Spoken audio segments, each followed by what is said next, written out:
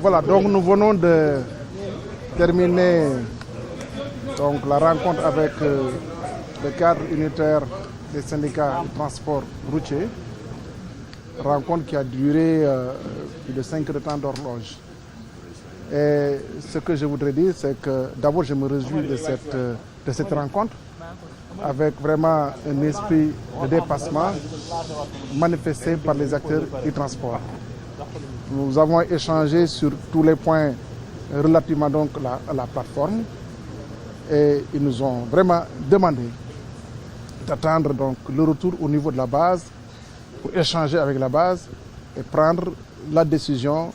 en tout cas qui s'impose. Mais nous osons espérer que cette décision sera la levée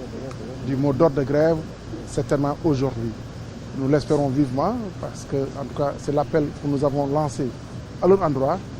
et que l'État, je peux dire que l'État a posé des actes forts. D'abord un décret qui autorise les ministres en charge donc des Finances, le ministre des Forces armées, le ministre de l'Intérieur, le ministre en charge des transports terrestres et le ministre de l'Environnement à mettre en place des brigades de contrôle routier, mais des brigades mixtes qui seront composées de la gendarmerie par endroit, douane, les eaux et forêts, ou la police par endroit, puis la douane et les eaux et forêts au niveau donc des corridors nationaux. C'est un pas important qui a été franchi et qui concerne en tout cas donc l'un des points les plus essentiels de la plateforme revendicative. Donc là, nous sommes en attente. Certainement, donc nous aurons un retour d'information de la part donc des acteurs portant donc sur la levée du mot d'ordre de grève. ci wolof ñu tënkal ñu ko monsieur le ministre. waa jërëjëf donc damay rafetlu jataay bi puisque maanaam ñi nga xam ne ñoo ngank syndicat transporteurs yi ñëw nañu fii ñuy waxtaan maanaam def nañ sax lu ëpp juróomi waxtu parce que depuis 4 heures pratiquement ñu ngi fii ñu waxtaan bu am solo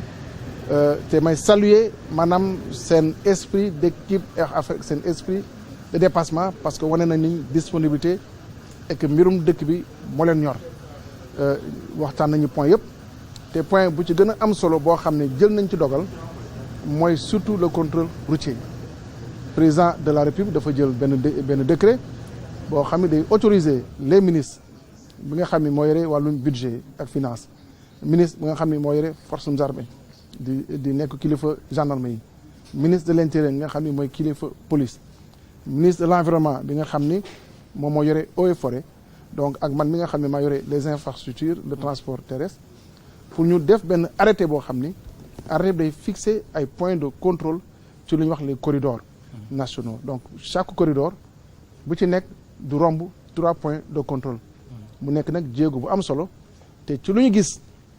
au niveau donc syndicat yi loolu quand même kontaan nañ ci lu ñuy wax nag mooy ni comme ñoom ay ndaw la ñu woon dañ leen yónni woon ñu ñëw fii mënuñu fi jël décision te delluwuñu au niveau de la base bi mi ngi leen xaar seen quartier général te njot bu ñu am mooy gëm naa ni mot d'ordre de grève bi dañ ko lever parce que vraiment am nañu déggoo ci yu bëri loolu nag maa ngi koy continuer di ko sàkku te yaakaar naa ne avant ñoom ñi seen noppi di laal en tout cas lal di tëdd ñuy tëdd daañu lever seen mot d'ordre donc loolu la ñuy xaar nii maa ngi leen di déglu bu neexee yàlla